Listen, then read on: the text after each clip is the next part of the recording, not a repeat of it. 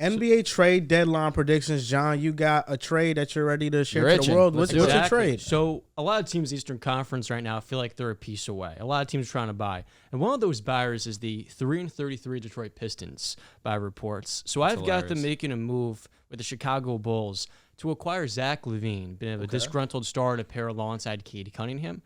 And the Bulls are going to be getting a pretty good haul. They're going to be getting Jaden Ivey, a former top 5 pick, who the Pistons haven't been able to develop properly, along with Joe Harris for salary and James Wiseman. What do you think about that move? You know, it's funny you say this because I have another move for another star, including 2 or 3 of those players. So I can't be too upset about it. Jaden Ivey and his fit with the Pistons, at least this season, it seems as if there's just not a spot for him, which is shocking because last year he was one of their better pieces, even though that's still not saying much. But at the same time, LaVine, it doesn't seem like his future with the Bulls is going to be going on much longer. And with the reports saying that the Pistons want to make a trade to get better, which I don't know why, this isn't a terrible deal because they, of course, would be getting Ivy. You mentioned the development of the Bulls. You're really talking about Kobe White and how he's ascended so far this season. Somewhat. But I don't hate this move, especially with what the Pistons can do and how limited they are. This is a solid move. You don't know why. They won 3 games. Yeah. That's why they got to get better. You know, I'm not a big fan of Zach LaVine's game. I've been very vocal about that. The Bulls have good vibes now in the building. Kobe White is now playing much better. He has broken out into his role and playing well. But this makes a lot of sense for the Pistons. The Pistons are a complete dumpster fire, and they just need an influx of talent. Keep losing. They need shooting and shot creation. Don't try and add He's definitely a star player in this league, but don't force a move that's not going to move the needle for you so much that you throw yourself out of number 1 contention. Zach LaVine moves the needle tremendously for the Pistons. Well, when you're the Pistons, not being historically bad. When you're all right, I understand you don't want to be historically bad. That's fine. But you got to see the bigger picture, and the draft needs to be what you're trying to aim What's for. the bigger picture? The draft down the hole, man. Exactly, it's over. It's over. And this Eastern Conference, if they're a top, so what do you want to go from, John and Joel? You want to go from 15 to 12 W? If they're happy with that, I mean, for one, if I'm the Pistons, we've won 3 games all year. We need talent. Like we're 3-33. You do need talent, but you're not moving the needle to the point where you're a play-in team. Why do you need to move that with needle? Zach LaVine, you're still probably the worst team in the league. The thing with the NBA, tanking in the NBA, I don't think is worth it. The Pistons aren't tanking. They're not tanking. They're simply just not good. You're telling me for the Pistons not to trade for Zach LaVine so they could just continue to lose, which is tanking. You add Zach LaVine's contract on top of it. It's not really making you it's not giving you the drastic difference that we're just went from the worst team in the league to now probably the 3rd or 4th worst team in the league. That's fine. That's fine. That's embarrassing. No, that's fine. This is embarrassing. They need to get out of being the most historically bad team. The Sixers were one of the worst teams in NBA history for years. The process started, and now we're talking about them like one of the best. It worked out. They got Joel Embiid. But you got to give it time. It worked out. Ben Simmons was part of the process. He's not there. Markelle Fultz was there. He's not there. They drafted Jahlil Okafor. He was out of the league very soon. They hit on Joel Embiid. Joel Embiid's the only guy to hit on. Well, the only guy who's now an MVP. Sometimes you have to trust it. I'm not crediting the process to why the Sixers are where they are right now. I mean, there was a lot of things that happened. Tyrese Maxey was not a part of the process. He's a big reason why they're winning games right now. So Joel Embiid, of course, is the main guy. But, I mean, if you're the Pistons, what's the difference between having the first best odds to get the first overall pick or the 4th or the 5th best odds? In this draft class, it's no different. The top 4 or the 1st or 4th overall pick. But this is a lot like when the Kings acquired Domantas Sabonis. It's not a this year move. It's for next year. And when you look at Cade Cunningham, he needs a co-star that can score from the perimeter. It's an embarrassing offense. And Zach LaVine be a perfect fit. Defensively, he's not a very good player, but you're trying to get somebody who can really complement your number 1, your core pillar, and that's going to start with the guy who's cost-effective. You're not giving up a first-round pick. He's 28 years old, and you're buying LaVine at the absolute low, but Jaden Ivey's at the absolute low right now, and I don't see his value going up in his current role. So if you're going to get this move done with only 1 first-round pick, it's cost-effective, it helps them right now, and it maybe can help their GM keep their job, probably not. Listen, I agree with that, and if this was the NFL, I would tell you, okay, go all in and tank. But the bottom line is that in the NBA, because of the lottery system, just because you're the worst team in the NBA, you might not get the top pick. Pistons have had that happen. You're right. Yeah, they've Just had that the happen fifth pick. multiple times to them already. So I think try to just win games. Try to just not be an embarrassing embarrassing product on a basketball court. And I think that's what they need to be. So that's the first trade. We put up a poll right now on Bleacher Report. Should the Pistons trade for Zach LaVine? We have 20% yes, about 80% no. I'm glad they're seeing the light there. Well, let's go to a more unique trade, a more relevant trade, shall I say. Toronto Raptors recently traded OG Anunoby, and Pascal Siakam's on expiring contract. True. So there are a couple of different contenders in the Eastern Conference. We talked about them before. I like to look at a Western Conference contender that feels one piece away, and that would be the Dallas Mavericks or Pascal. Okay. So the trade package that I've cooked up, shall I say, would be 1 first-round pick. He'd be top 5 protected in 2025 with Tim Hardaway Jr. He's been playing very well this year, but to make the salary work he's needed. Rashawn Holmes expiring. Actually, it's not expiring. It's got one more year left. And Seth Curry, who's been out the rotation. Along with that first-round pick, I have 2 second-rounders, and I think that is more than enough for a guy who is a flight risk in 4 or 5 months. Actually, I don't want to give up Tim Hardaway if I'm the Mavericks. No, I don't. That would be tough. What I made here was you trade Grant Williams, you trade Rashawn Holmes, and the one that may be unpopular would be Maxi Kleber. But I feel like you're getting Pascal Siakam. That's kind of the trade-off. You get to keep Tim Hardaway, who's been one of the best role players in the NBA this season. He's been extremely reliable for the Dallas Mavericks. I feel as if losing Maxey would hurt because of his defense, of course, but you're still getting Pascal, who can obviously can get you a bucket, can give you offense, can give you rebounding, can play make himself. Although when you're playing with Luka, you don't really need to do that because the ball's always going to be in his hands. I think that I would rather give up the Maxey as opposed to Tim Hardaway because although Maxey can space himself, Tim Hardaway's shooting is just better than him, and that's not an insult. It's just Tim Hardaway's just a better shooter. And Kleber's only played 5 games this year with a toe injury. So with the contract situation, especially you mentioned the expiring, probably picks would have to be involved, but Maxey's making $11 million a year, Rashawn 12, and Grant Williams 12-3. That's what would be enough to get to Pascal, and we don't have to give up Tim Hardaway. I think that's a W. So in none of these trade packages, you guys have a young player being sent out. Well, no Jaden Hardy, no Omax. No. No Josh Green. Jaden Hardy would probably have to go, but I feel like the Mavericks wouldn't want to do that. Although I think, excuse me, there is no leverage on Toronto's side with the idea that he is on an expiring. And he's been so vocal about wanting his money, but he does want to stay with Toronto, which is kind of the tough part of it. But they don't want to pay him. Anybody else? They don't want to pay him. So at this point, I feel as if you might not have to pay extremely top dollar to get a player like Pascal Siakam, who I feel is still one of the most underappreciated players in the league. But you're probably right. Probably Jaden Hardy and or Josh Green would have to be included. But I'm trying my hardest to keep Tim Hardaway on my team. Yeah. So you got the Mavericks getting Pascal Siakam. Is there any other trade for Siakam? You don't think that he goes to OKC? No. OKC doesn't make a move for him. You don't think so? I You know actually why? have a few of them, actually. For Pascal Siakam specifically. Pascal Siakam. So which teams are they? So Name one of I them. have the Kings, I have the Pistons, I had the Mavericks, and I have OKC. What's the OKC trade package? The OKC trade package is Davis Bertans, Luguentz Dortz, which may not be a popular opinion amongst OKC fans, understanding the Dortcher chamber's real, and Josh Giddey. This would get you Pascal Siakam. Of course, picks would be involved. Probably a first. You probably wouldn't have to give more than that. If you have to give 2, I feel like if there's a team that would be willing, it would be the Oklahoma City Thunder. But Luguentz Dortz, where you just lose a defender in OG Anunoby, you gain another one in Luguentz. His offensive game is pretty inconsistent. Josh Giddey, initiator of the offense, and then Bertans just for contract purposes. With the picks being the most intriguing part in this, I feel as if OKC's definitely has the most assets to get this trade done.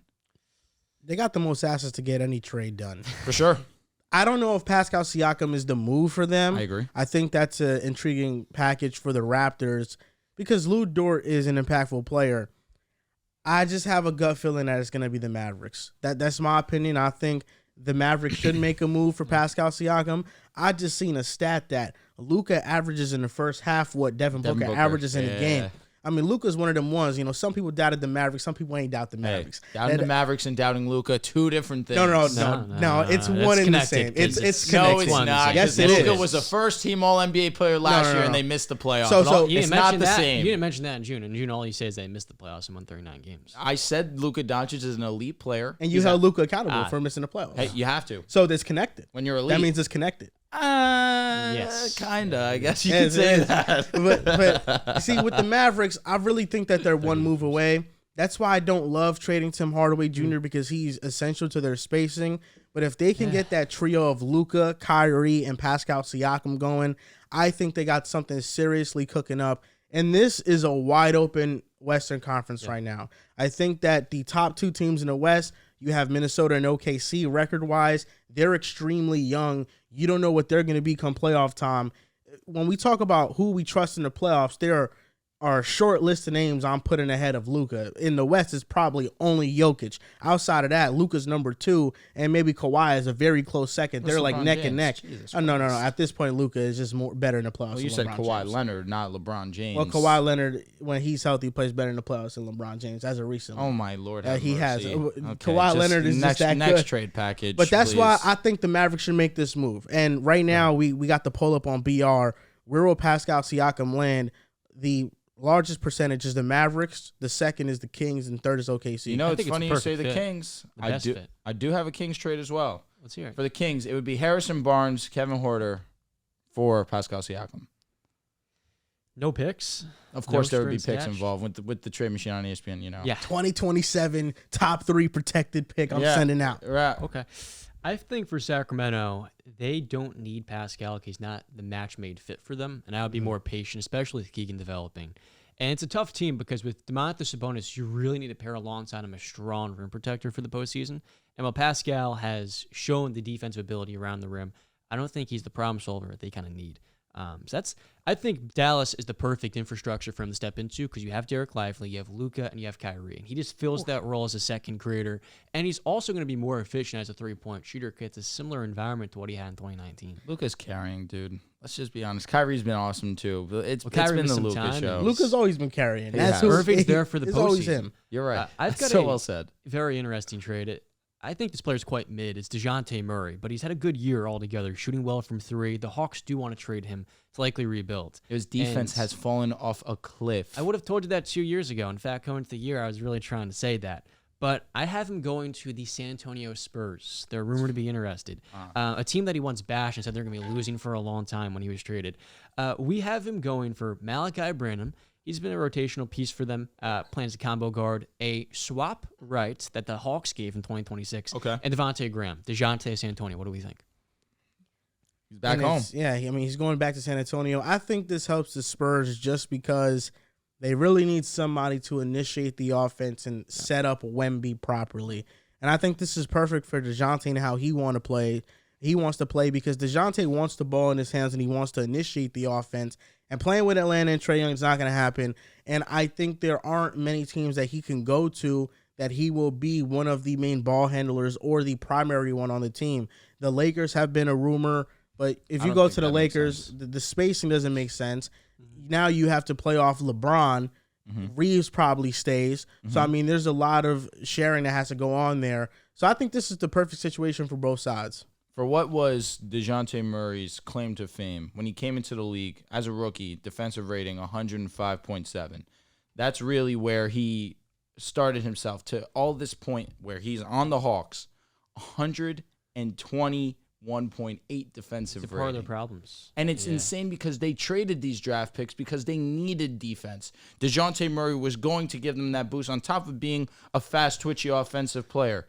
He has not given that at all to Atlanta in these first 2 seasons with being on the team, where last year it was 116.3, which was a career low or career high, of course, when it comes to defensive rating. One step further, the Hawks are the second worst defense in basketball with the rim protector. And like Trae Young, I'll be honest, he's not that bad of a defender. Terrible transition defender. It hasn't been him this year. But he has not been the problem. The source of their issues is DeAndre Hunter's top 4 pick, DeJounte Murray traded 3 first-round picks for, and those guys are not very valuable. And DeJounte off the ball defensively is almost as bad as Trae Young sometimes. Yeah. He has some of the most lapses in the NBA, and altogether, I think he was really hyped up because before they had Wemby, there was no one else to initiate.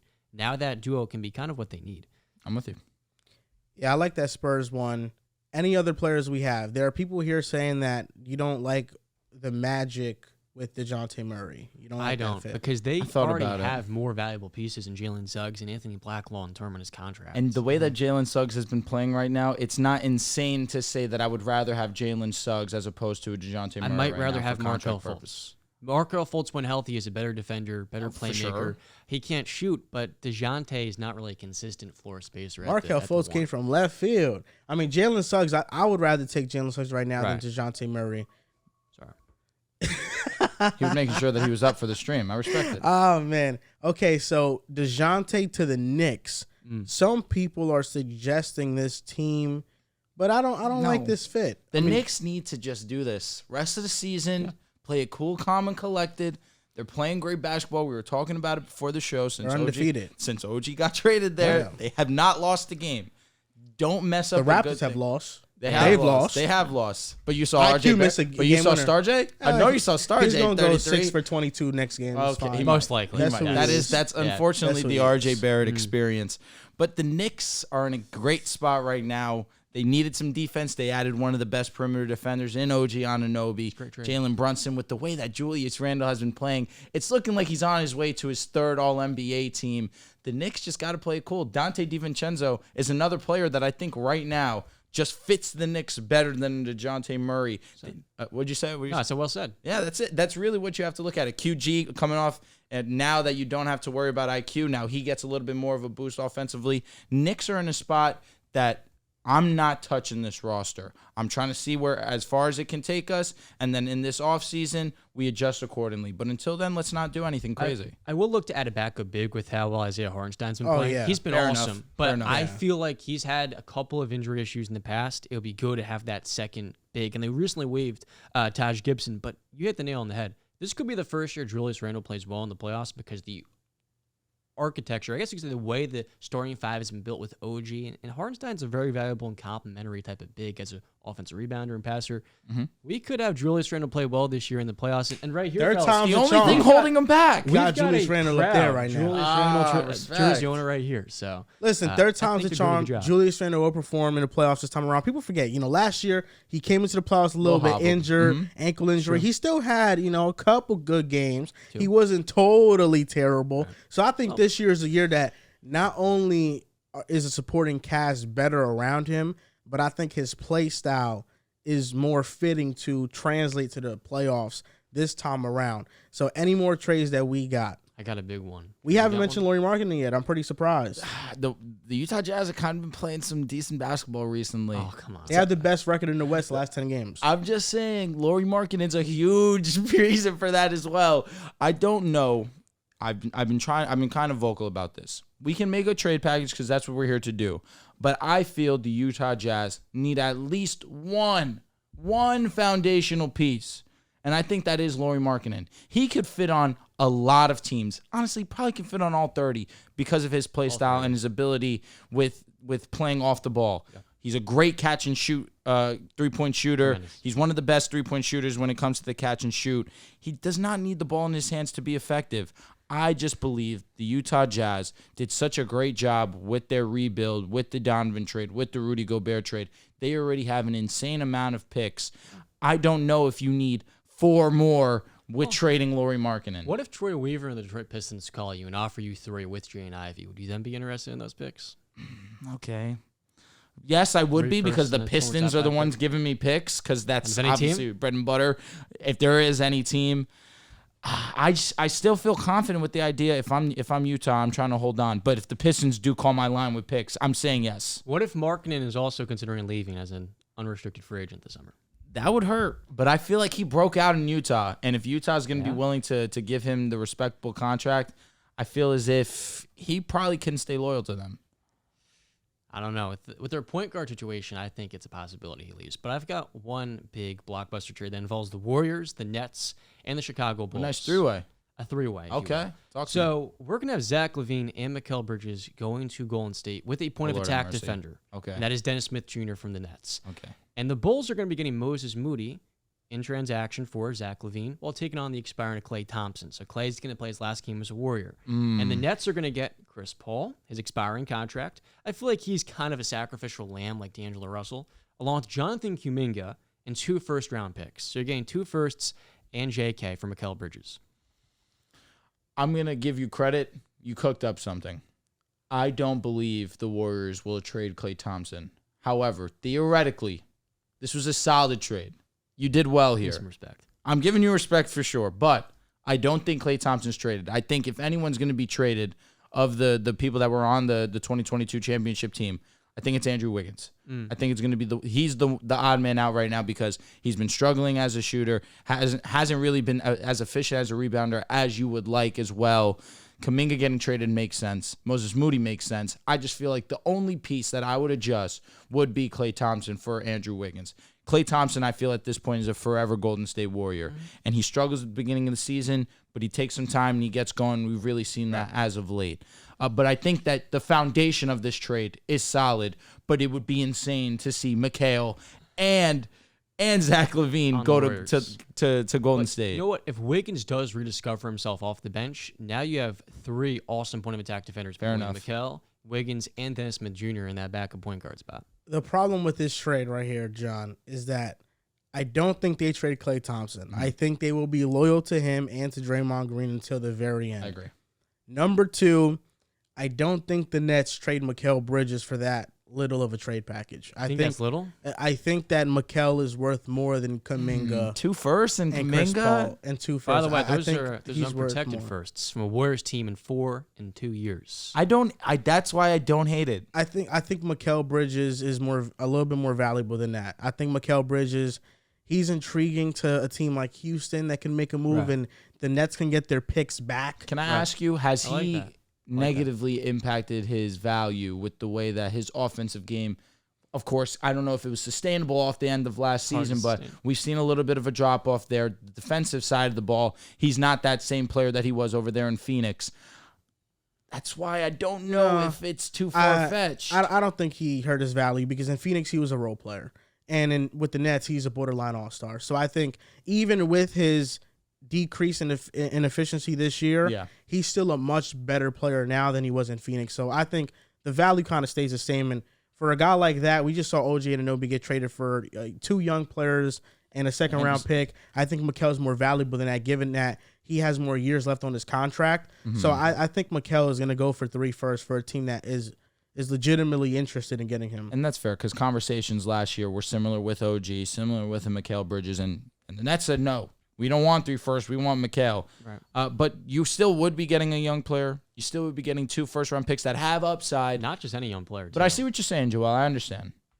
Fair enough. I think that's a great trade for the Warriors. I think you cooked up, but just trade Wiggins and Klay. Yeah, obviously. You put them back in contention. That's it. Yeah, no, you did. But you also gave some youth and future assets for the Nets. I traded their entire future. The Bulls. This is the Rams going on. What is it? The Bulls are getting Moses Moody and Klay Thompson's expired. Oh, yes. So they'd be getting Moses and Wiggins, which honestly, I don't know if the Bulls are too mad about the way that Kobe's been playing. Of course, DeMar Vooch. You have LaVine's contract. You get Wiggins as an extra wing defender also. Caruso being one of the best perimeter defenders in the game. You're keeping Caruso on this. We got to just admit that the Warriors are done, man. They're not making a move. Just like the Suns. They might make it. How about you relax right there? One could make there's some time. There is some time. There is time. There's plenty this of time, disrespect. actually. Disrespect coming from this side is ridiculous. I apologize. The Mavericks are not the Suns. You disrespecting. Easy. All the teams I like in the West. I thought you were off the Suns. No, I'm not off the Suns. I said it's too early. Last podcast, I said it's too early. On that trio. I'll say this. I think the Warriors are done. I don't think that they will move off from the core players, and if they don't do that, they won't be able to make a trade big enough to really move any kind of needle in the Western Conference. Fair enough. That's fair, but it might take them some time to get a player at the caliber of Steph Curry. So, oh yeah, no, they should go all in for Steph, but I think Steph is also loyal to a fault to Klay and Draymond. I don't think he's going to allow Klay to get traded. Fair enough. Any more that we have? Any more players? The only one I would have, since we were on the conversation of Zach LaVine, would be Zach LaVine to Oklahoma City. I don't know if it's a great fit. I think for OKC, I would rather the Lauri Markkanen if he becomes available, which he would be number 1 on my list. Number 2 would be the Pascal Siakam. We've talked about it. They need a little bit of rebounding. He can offer that. Of course, playmaking, but when SJ's on the court, he's going to have the ball in his hands a good amount of time. And then next to Chet Holmgren, that'd be pretty awesome defensively. But I have Zach LaVine for Davis Bertans for the contract, Luguentz Dortz, which honestly, that probably would hurt their defense, which has been a strong foundation for them. This one I don't love that much, but if Zach LaVine wants to get traded to someone that's going to play winning basketball, this would be one of those teams. Yeah. The unfortunate part of LaVine is that he's going to be exposed on a very high-end contender. And that's why I feel going to a team that's a lighthearted playoff squad, like that Bulls team from 2022, or a Pistons team in 3 years, is kind of where he's meant to be, where he's not going to be exposed. What do you mean by that? We're talking about a once 50, 40, 85 player. Yeah, 3 years ago. The issue with Zach is that he does nothing outside scoring, and he's a valuable shot creator, but he's not a good defensive player, even though he has the tools. Not a good player. Was a part of two great defensive teams. Well, that's not because of him. I'm just saying he was a part of them, John. His feel for the game lags behind for a guy that has averaged 28 on efficient scoring, and he's not a very good rebounder either to add that level of physicality. He's also a declining athlete. So I feel like whoever gets Zach LaVine is getting a depreciating asset. It's kind of got to be a team like Detroit where you're just looking for like an appetizer, if you will, something to get yourself going. But you know he's not going to be one of your three best players in a contender. And if he's not, he hasn't bring the utility to be a complimentary 4 or 5. Yeah, the $40 million contract's tough. That's why when you're trying to make trades with Zach LaVine, you really got to find your way to finesse that. Yeah. There is this one thing that we have not mentioned here, but I think that making a move can make them the favorite in their respective conference. That's the Philadelphia 76ers. I look at 3 players that I think they should go out and target. Let's hear it. Number 1 being Dejounte Murray.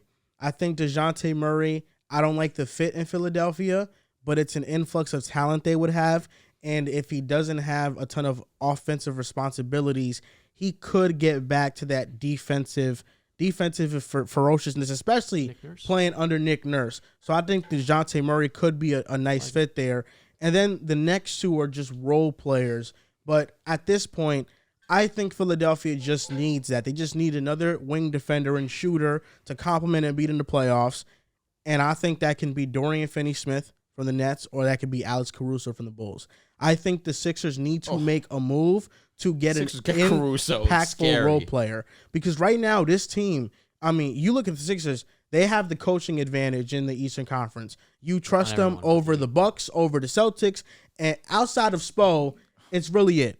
Come on, can we stop throwing shade at Joe Mazzulla? Nick Nurse is a better coach. He is a better coach, but it's not like Joe Mazzulla is a bad coach. I'm not saying first year as a head coach. Nick Nurse got it. Nick Nurse got it. However, let's just throw some respect on Joe Mazzulla. So that's not disrespect. You just admitted Nick Nurse is better. Well, Nick Nurse is one of the better coaches in the league. Is it not a huge advantage, Nick Nurse versus Joe Mazzulla in a playoff series? Huge. It's huge. I don't know. It's huge. I don't know. Joe Mazzulla had a all-star supporting roster. And we saw the Heat almost blow a 3-0 lead. And why was they down 0-3 in the first place? Because they were selling. Because they were getting out-coached. But why did they lose Game 7? Because Jason Tatum rolled his ankle. Well, you could argue how do you go down 3-0 versus a team without Jimmy being healthy fully? Let's also respect the Miami Heat. When they get into the playoffs, they're a respectable team. They beat the Milwaukee Bucks in 5. They kind of breezed through the Knicks also. Before that series, the Hawks almost took them to 7.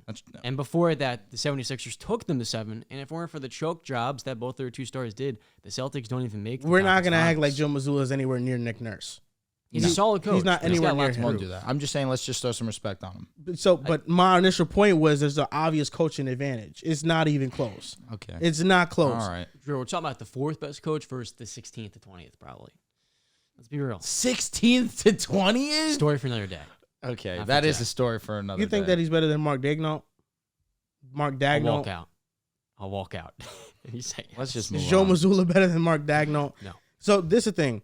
The Sixers have the coaching advantage in the East. They have an MVP. If he is healthy going into the postseason, they got a legit chance. Maxi's an all-star. They just need to make one move to put them in serious contention, and it got to be for a role player. And this is their best chance to make the finals at the East. Well said, because when they made that Harden trade, they got a lot of different pieces. Batum's played well, but I look at the guards specifically. Pat Bev's not that high-level, really reliable rotational piece. You get Caruso off that bench, it changes everything for them. You get Caruso over there in Philadelphia. We're talking about a legitimate contender. Because of the perimeter defense, because of obviously his ability to space the floor, not a bad passer by any means, just one of the best role players in the association. I mean, mean, you add him to the Bucks. I'm having this exact same thought. You add him to the 76ers, it gets scary. But the Bucks is definitely another one that, although they don't have the assets to acquire him, right. If the Bucks got him, I would be more moved by it. It'll be a big needle mover. But with Paul Reed specifically, that bench would be good enough to like stay afloat when Embiid's off the floor. For sure. And that's something they haven't had dating back to 2019 when it was Greg Monroe starting a playoff game for them. You get a good bench, and Philadelphia is going to do everything to support Embiid. Well, it's always tough when you don't have your best player on your team. You look at the Nuggets without Jokic; they're barely a team. You know. That's true. So now, roundtable, what trade do you think will happen? Pascal Siakam to Dallas. It's seeming more and more realistic. I'm gonna piggyback off that. I'm gonna go Pascal Siakam to Dallas. But at the same time, I think OKC, if they really want Pascal, they can get it done. But they need rebounding. They probably could use another offensive player, even though they really don't need to. They just have so much talent. But getting Pascal Siakam, just adding another star who's been in the playoffs, knows the moment, especially for a youthful team like OKC, I think he would be a good fit for them.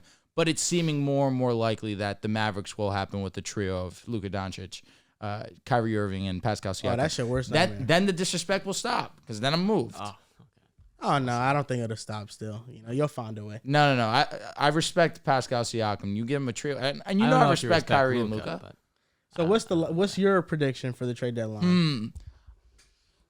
I really don't want to see Zach LaVine traded to the Pistons. Believe it or not, mine would be, the big one would be Lauri Markkanen does not get traded. That's my big prediction. I think Lauri Markkanen stands packed. He does not get traded from the Utah Jazz. Okay. My last one is Dejounte Murray goes back to San Antonio. And for fun, Zach LaVine is traded to Detroit for Jane Ivey. I really don't want to see it. I do. I don't.